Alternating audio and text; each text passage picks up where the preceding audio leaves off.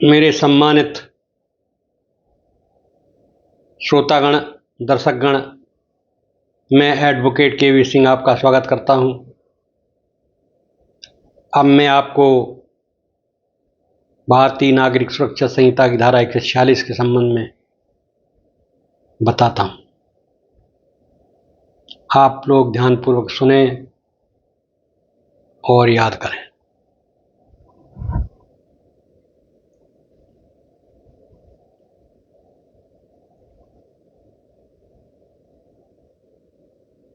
धारा 146(1) धारा 144 के तहत भरण पोषण या अंतरिम भरण पोषण के लिए मासिक भत्ता प्राप्त करने वाले किसी भी व्यक्ति की परिस्थितियों में बदलाव के प्रमाण पर या उसी धारा के तहत भरण पोषण या अंतरिम भरण पोषण के लिए मासिक भत्ता देने का आदेश दिया जाता है। उसकी पत्नी, बच्चे, पिता, माता के लिए जैसा भी मामला हो, भरण पोषण भत्ते या अंतरिम भरण पोषण भत्ते में मजिस्ट्रेट ऐसा परिवर्तन कर सकता है जो वह उचित समझे। कहने का तात्पर्य यह है, अगर बदलाव आया है, जो भरण पोषण देने वाला है उसकी परिस्थितियों में, लेने वाला है उसकी परिस्थितियों में, तो वो मजिस्ट्रेट उस आदेश को बदल सकता है। नंबर 2, जहां मजिस्ट्रेट को यह प्रतीत होता है कि सक्षम सिविल न्यायालय के किसी निर्णय के परिणाम स्वरूप धारा 144 के तहत दिए गए किसी भी आदेश को रद्द कर दिया जाना चाहिए या उसमें बदलाव किया जाना चाहिए, वह आदेश को रद्द कर देगा। जैसा कि मामला हो तदनुसार बदलाव करेगा। नंबर 3,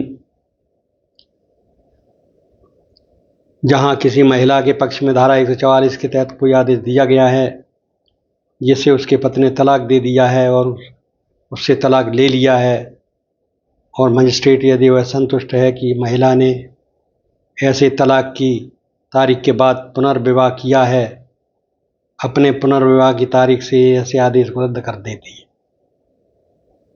बी, महिला को उसके पति द्वारा तलाक दे दिया गया है और उसे उस आदेश की तारीख से पहले या बाद में पूरी राशि प्राप्त हुई है, तो पार्टियां पर लागू किसी भी प्रथागत या व्यक्तिगत कानून के तहत दी थी तलाक ऐसे आदेश को रद्द करें। ऐसे मामलों में जहां ऐसी राशि का भुगतान ऐसे आदेश से पहले किया गया था, उस तारीख से जिस दिन ऐसा आदेश किया गया था। सेकंड, किसी अन्य मामले में उस अवधि की समाप्ति की तारीख से यदि कोई हो जिसके लिए पति द्वारा महिला को वास्तव में भरण पोषण का भुगतान किया गया है। सी, महिला ने अपने पति से तलाक ले लिया है और उसने स्वेच्छा से भरण पोषण या अंतरिम भरण पोषण के अपने अधिकारों को त्याग दिया है। जैसा भी मामला हो, तलाक के बाद आदेश को उसकी तारीख से रद्द कर दें। किसी भी व्यक्ति द्वारा किसी भरण पोषण या दहेज की वसूली के लिए कोई डिक्री करते समय जिसे धारा 144 के तहत भरण पोषण व अंतरिम भरण पोषण के लिए मासिक भत्ता या उनमें से किसी एक का भुगतान करने का आदेश दिया जाता है, तो सिविल न्यायालय उस आदेश के अनुसरण में उस राशि को ध्यान में रखा जाएगा जो रखरखाव या अंतरिम रखरखाव या उनमें से किसी के लिए मासिक भत्ते के रूप में ऐसे व्यक्ति को भुगतान किया गया हो या वसूल किया गया हो। कहने का तात्पर्य ये है, ये धारा ऐसी है, धारा 146 BNSS, जिसमें अगर कोई आदेश जारी हो गया हो उपजिलाधिकारी द्वारा कि पत्नी को इतना गुजारा भत्ता दिया जाए, और बीच में मालूम पड़ता है कि उसने तलाक ले लिया अपने पति से एवं उसने दूसरी शादी भी कर ली, तो अगर अदालत को ये सूचना मिलती है तो अदालत पक्की सूचना प्राप्त करने के बाद, प्रमाणित सूचना प्राप्त करने के बाद उस आदेश को रद्द कर देगी जिसमें महिला को मेंटेनेंस दिया जा रहा हो।